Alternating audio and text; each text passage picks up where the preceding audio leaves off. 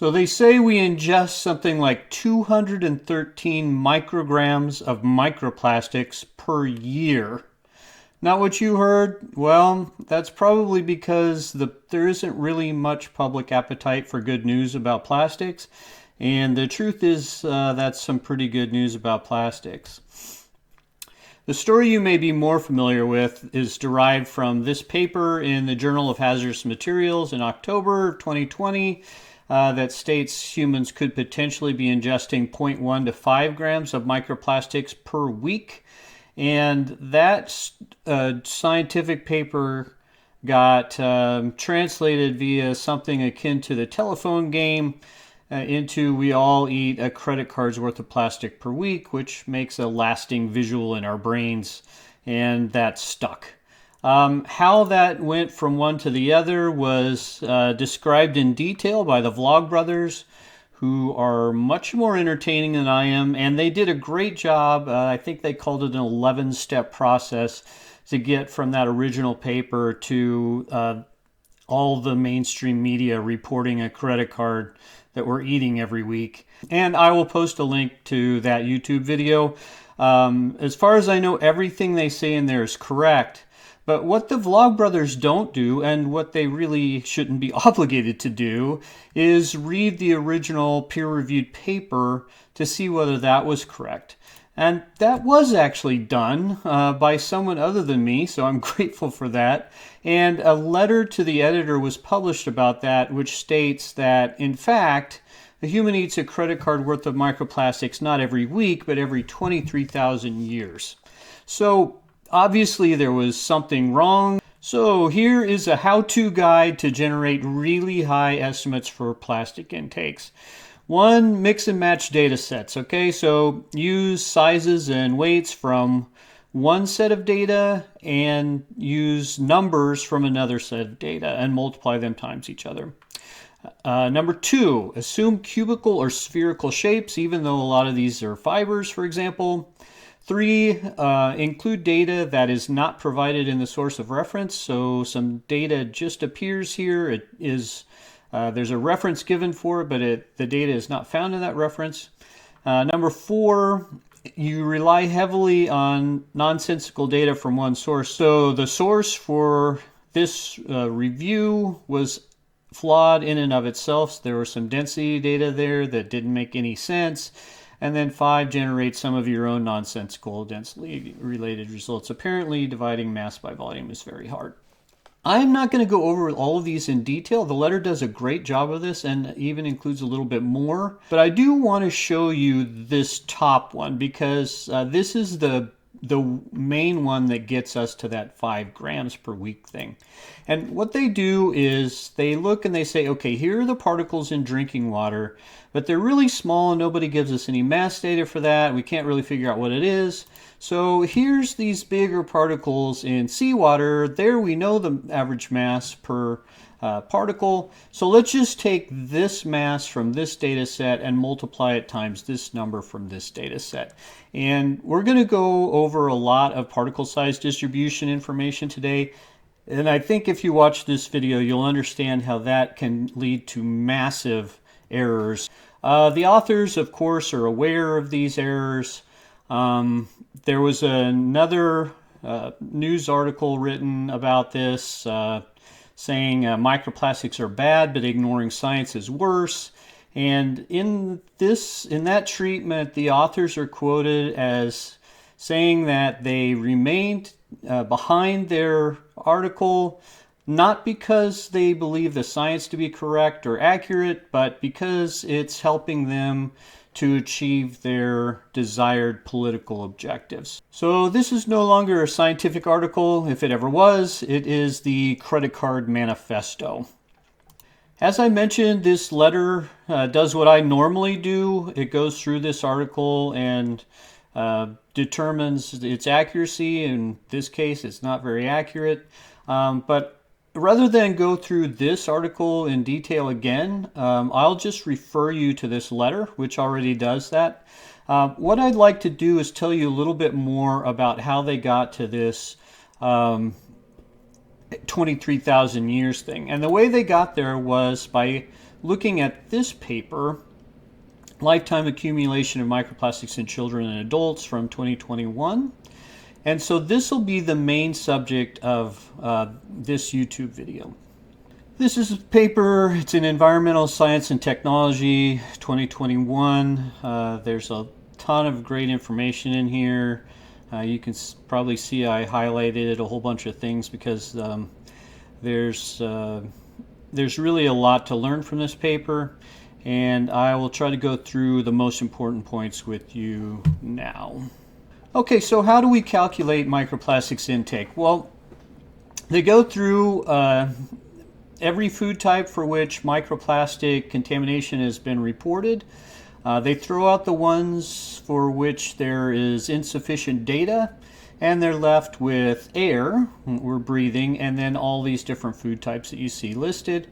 And at the root of it, it's very simple. It's, how much do we eat or breathe times how much is in the food or the air. The challenge is microplastic concentrations are very difficult to get on a useful basis, like a weight percent basis. So what you need in order to do this is you need to know the volume, and mostly you're stuck with qualitative descriptions like it's so many fibers and so many fragments and so many beads. And what they do in this article is they take those qualitative descriptions and turn them into metrics. And I'll show you briefly how they do that.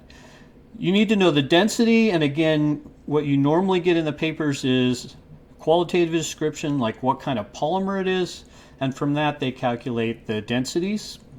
And then the last one, which is the most important, is size ranges, and the source data has all kinds of different size ranges. Maybe some of them look from 10 to 100 micrometers, some of them look from 1 millimeter to 5 millimeters. And what they want to do is convert all of those different size ranges into the same size range. And they've shown a very good method to do that. Okay, let's look at shape first. What these authors do is they say we can take a one-shape-fits-all approach to that and say everything is some sort of an ellipsoid. So if it's a fiber, A will be much longer than B and C, for example. Whereas a sheet, for example, A and C might be similar in length, but B is much shorter. So what they do is something that I would have never thought to do, honestly. So they want to create these Gaussian distributions for the height to length ratio and the width to length ratio. And they fit these Gaussians by assuming triangular shaped fill-ins for the various particle descriptions. So this is a clever way to convert from qualitative descriptions of types of shape into these Gaussian distributions, which then can give them numbers that they can use to calculate the volume. Okay, density, they take the same sort of approach, except their qualitative inputs are polymer types rather than descriptions of the shape.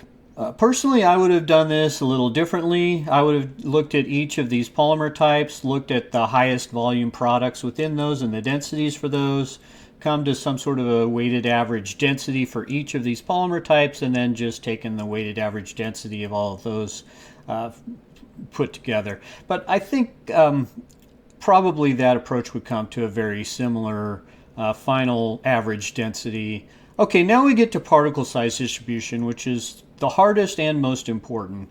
And what they do is they say, it's been shown that fragmented plastic particles in the environment conform to a power law size distribution.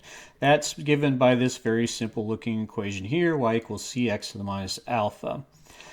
And then what they want to do is they want to take all the food data and get those adjusted and normalized to a 1 to 5,000 micron size range. And for air, they do it a little differently because the particles in the air that we just breathe in and breathe out aren't really very interesting, and only particles of the size range 1 to 10 microns are capable of entering the gastrointestinal tract. So for air, we're only going to consider the size range 1 to 10 micrometers. How do we do this in practice? I'm going to walk you through this. Okay, so we have this equation. Y is the number of particles, X is the particle size, C and alpha are variables to solve for.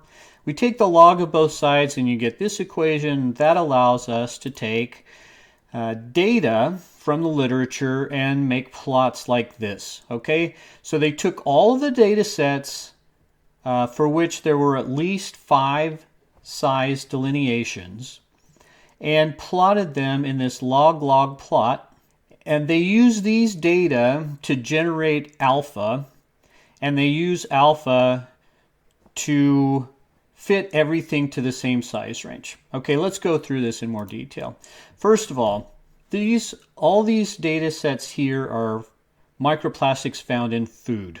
Okay, and what they find is the slope, the average slope for all of these fit equations is 1.60. So that's what they use for food, the slope of 1.60. These two were the only ones they had for air, and the average slope of those two is 2.06. So that's the slope used for air.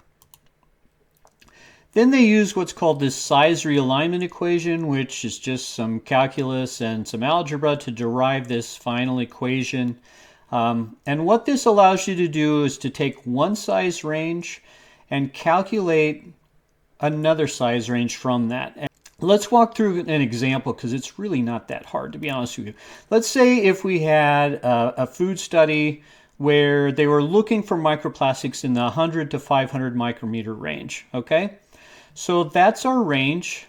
For A and B are now going to be 100 to 500. C and D are going to be 1 to 5,000. Because we have data in the 100 to 500 range, we want data for the 1 to 5,000 range.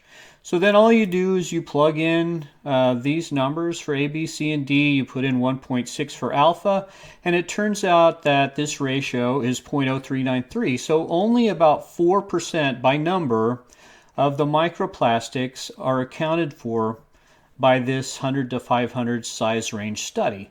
So you multiply by the reciprocal of that, which is about 25. And so if, say, you found 10 microparticles in this study, it'll be 250 microparticles or so in this total size range. So that's what the number they will use for the total exposure.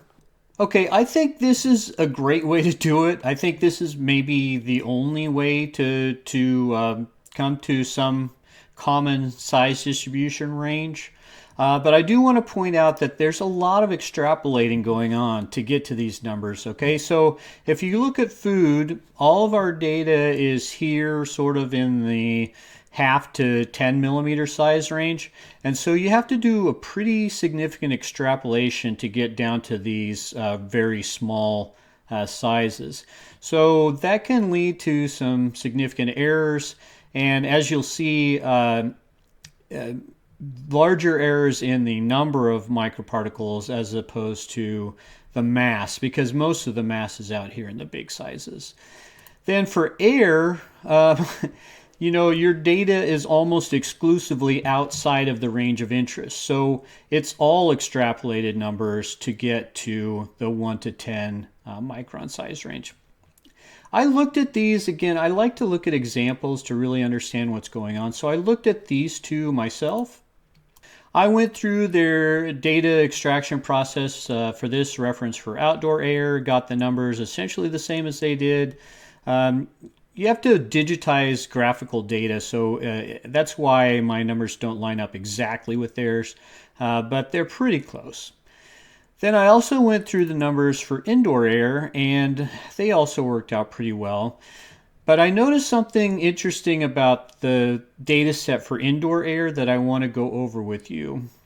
So let's just quickly walk through how we get to these plots like this. What's the procedure for taking data from the literature and getting to these plots? Okay, so the first thing you do is you find the reference. This is the reference, and we're going to look through here and find the data of interest. And it turns out that it's this plot right here. It's the A plot in figure 5. And now I'm going to take a picture of this plot and take it to WebPlot Digitizer to turn it into numbers. All right, I've already done it, but basically what you do is you take that picture, you paste it into here, and then you just go through these one by one. And it's a pretty simple thing to do. It's a pretty good way to take graphical data and turn it into numbers. I'm going to now move to Excel results for these data that were digitized here. So in order to derive that power law graph, they describe a procedure in which the first thing you do is you throw away all the data after, for particle sizes smaller than the maximum number. Okay, so all of these data where the number of particles started to go down, we throw those away and we only use these data to fit our power law. And in that graph that I showed you before, these were the only points that you see in there. That was a log-log chart. I think it's more descriptive to use just a straight up graph here. So this is the power law fit and extrapolation to the smaller size ranges. This is according to the described procedure for doing these fits. But remember that the numbers actually measured go to 0. And if you look at this, the size range of interest is only right here. So what was measured in the field was 0, and what's going to be used is several thousand. So I think this is important to understand that there may be some questions about whether this power law is always relevant to all these data sets. I should mention that this is the only air data set for indoor air, and there was only one for outdoor air, but the one for outdoor air was not like this. Okay, they all go up all the way down to the smallest size range. This one goes to a maximum and then decreases again. Now, why does that happen? Well, the review paper didn't comment on this further, but this paper from which these data came did comment on it further. And they said, well, there's several reasons why this might happen. One is maybe we don't filter these very well, like the really small particles just get through the filter, although they should have collected, because the pore size on the filter was small enough that they should not have gone through. They also say, well, maybe the signal intensity is just really bad. They're such small particles, we can't really identify them very well because the spectroscopy just doesn't pick them up. But again, they were able to identify them in the outdoor study, so I'm not sure that necessarily makes sense. Then another idea they had was, well, maybe the little ones start to agglomerate so they look like big ones. Now, I mean, these are potentially valid, but I think there's a couple of ways that maybe the actual measured values are correct. My first thought was that the smaller microplastics are removed by air filters, which are inside. And I think this may well be true for a lot of indoor air. They selected apartments for this study that did not have air filters. It was natural ventilation. So this is not appropriate for this data set. I think it's also possible that a lot of the indoor particles in the air are fibers shed from clothing. And I don't know that those will necessarily conform to the power law, because you think about going through wash cycles, you may get some sorting where the smallest particles go out with the wash water or they go out in the dryer vent. And so you have some selective retention of the longer fibers that then come off of your clothes and get airborne. So I actually think, to me, it seems more likely that the measured numbers are correct, and there's some reason why this power law doesn't hold for indoor air. Nonetheless, I don't know this for sure, and I don't think that it will significantly change the overall results of this study, but I did want to mention that because I know all the best scientists are always looking to improve their data and improve their methods, but I don't think that this is the biggest source of error in this study. Okay, because they have valid procedures and valid methods and valid models, it's worthwhile to look at their conclusion. So the take-home message from this study is that the median intake is 883 particles per day for us, which works out to about 322,000 a year. By mass, it's 0.583 micrograms per day, which works out to 213 micrograms per year, which is what I mentioned at the beginning of this video. And if you do some further calculations, you see that that's 5 grams every 23,481 years, and that's where the letter to the editor got this number. That's definitely good news. These are really small intake numbers, especially when you consider it spans the entire size range from 1 to 5,000 microns. But there's a lot of variability in these data. These are median numbers. So let's look at the high end, okay? So the maximum on a 95% confidence interval from this study is 168,000 per day, which is obviously way, way more. And the maximum on a mass basis is 17 milligrams per day, which works out to 0.12 grams per week. So the sort of absolute upper end of this does overlap slightly with the lower end of the credit card manifesto. And then you take into account that they say the food types considered in this study are only about 20% of the global average diets. Okay, well, so let's be pessimistic and a little alarmist now for a little while. Okay, let's take those maximum numbers from the previous slide, multiply them by 5 for all the food types, and see how high we can take this. So you're up to 307 million particles per year, 31 grams per year. Okay, but let's use what we've learned in this paper to analyze this a little bit further.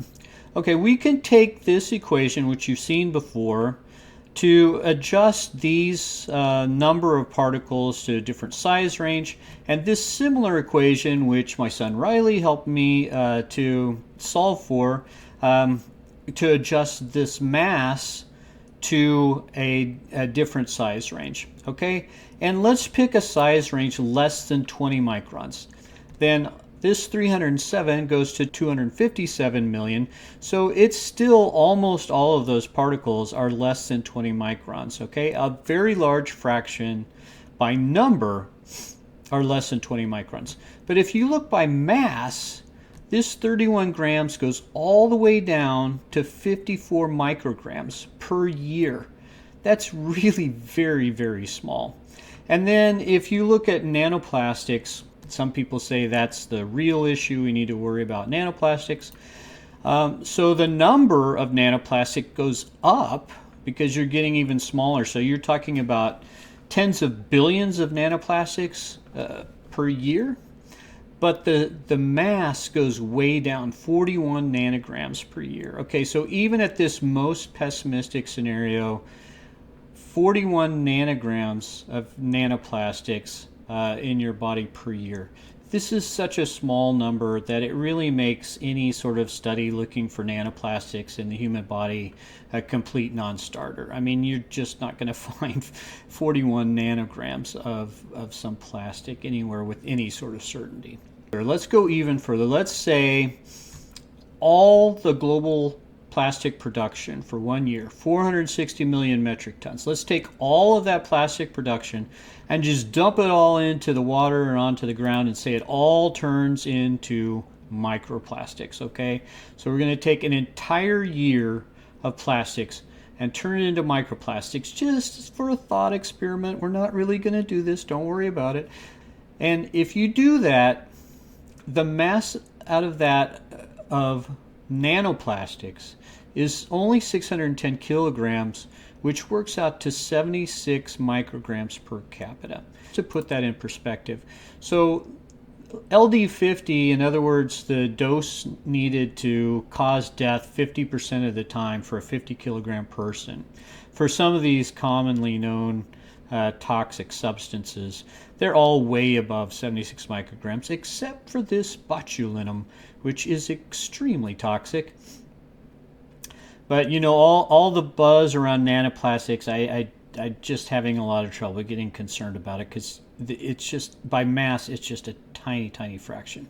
I just want to thank the authors for an insightful and well thought out study that provides us with useful information and useful tools and models that can be applied to these kinds of problems.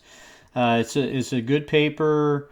I think it's, as the letter to the editor stated, this is about the best you can do with what we have. Certainly, the models can be applied to improve data sets and more data sets as more information becomes available. And I'm sure that these estimates will get more precise and more accurate as the inputs become more precise and more accurate. And I don't normally mention the names of authors because I want to review the science and not the authors. But the author of that letter to the editor, Martin Pletz, we've been emailing each other back and forth a bit, and he did help me to prepare some of the material for this video, so I want to thank him for that. And I thank you for watching, and there's more to come.